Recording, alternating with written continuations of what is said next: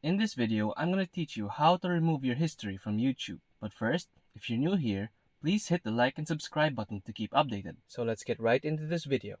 So first, what you want to do is click on your profile on the top right. Then, click on the settings button.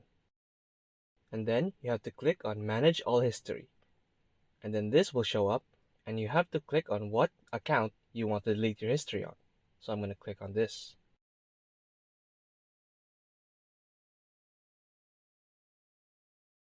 Now, just click on the delete button here, and then you have a few choices here.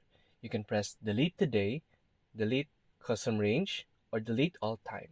So today will just be today, delete all time will be your entire history, and then custom range will be a custom range.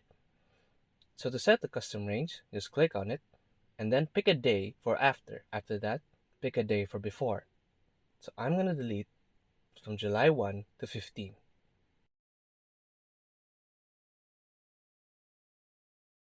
Then just click on next. And now here it is, all your videos from July 1 to 14. So all you have to do is just click on go, and then that's it. That's basically all there is to this video. Thanks for watching, and goodbye.